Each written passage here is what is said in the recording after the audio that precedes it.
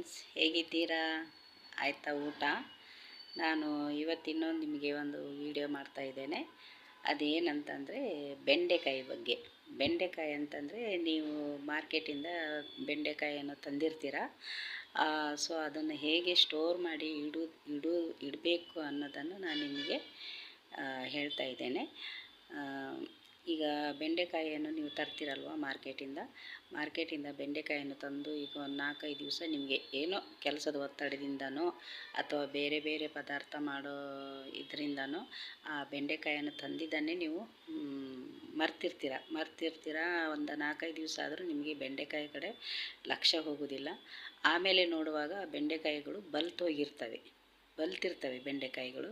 ಅಯ್ಯೋ, ತಂದು 4-5 ದಿವಸ ಆಯಿತು, ಬೆಂಡೆಕಾಯಿದು ಲಕ್ಷ್ಯನೇ ಹೋಗಲಿಲ್ಲ ನಮಗೆ. ಈಗ ನೋಡಿದರೆ ಬೆಂಡೆಕಾಯಿ ಎಲ್ಲ ಬೆಳೆದು ಹೋಗಿದೆ, ಇದನ್ನು ಏನು ಮಾಡೋದು ಅಂತ ಹೇಳಿ ನೀವು ಟೆನ್ಷನ್ ಮಾಡ್ತೀರಲ್ವ? ಖಂಡಿತವಾಗಿಯೂ. ಅದಕ್ಕೆ ನಾನೇ ಅದಕ್ಕೆ ಒಂದು ಸೊಲ್ಯೂಷನ್ ಹೇಳ್ತಾ ಇದ್ದೇನೆ. ಏನು ಗೊತ್ತಾ? ಈಗ ಬೆಂಡೆಕಾಯಿ ಮಾರ್ಕೆಟಿಂದ ತರ್ತೀರಲ್ಲ, ಮಾರ್ಕೆಟಿಂದ ತಂದ ತಕ್ಷಣ ಬೆಂಡೆಕಾಯಿಯನ್ನು ಈ ತುದಿ ಮತ್ತು ಈ ತುದಿ ಕಟ್ ಮಾಡಬೇಕು.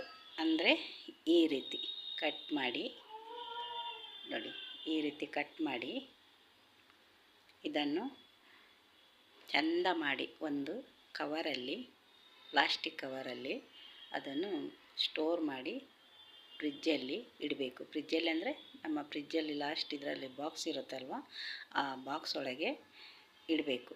ಆವಾಗ ನೀವು 10-12 ದಿವಸ ಆದ್ರೂ ಬೆಂಡೆಕಾಯಿ ಬಳ್ತು ಹೋಗೋದಿಲ್ಲ. ನೀವು ಯಾವಾಗ ತೆಗೆದು ನೋಡಿದ್ರೂ ಫ್ರೆಶ್ ಆಗೇ ಇರುತ್ತೆ.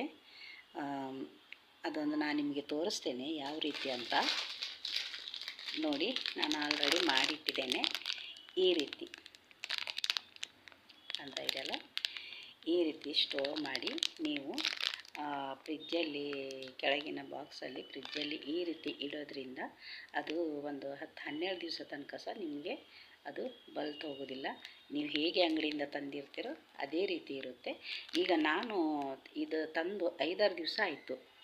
5-6 ದಿವಸ ಆಯಿತು. ಈ ಬೆಂಡೆಕಾಯಿಯನ್ನು ನೋಡಿ ಎಷ್ಟು ಫ್ರೆಶ್ ಆಗಿದೆ ಅಂತ.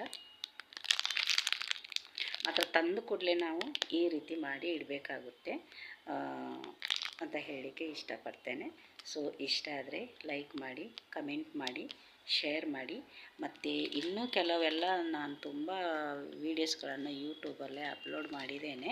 ಅದನ್ನು ನನ್ನ ಡಿಸ್ಕ್ರಿಪ್ಷನಲ್ಲಿ ನೋಡಿ ನೀವು ಇದು ಮಾಡ್ಬೋದು, ಸರ್ಚ್ ಮಾಡ್ಬೋದು. ಅದರಲ್ಲಿ ನಿಮಗೆ ಯಾವ ವಿಡಿಯೋ ನಿಮಗೆ ಇಷ್ಟ ಆಗುತ್ತೆ ಆ ವಿಡಿಯೋ ನನಗೆ ಲೈಕ್ ಮಾಡಿ, ಕಮೆಂಟ್ ಮಾಡಿ, ಸಪೋರ್ಟ್ ಮಾಡಿ.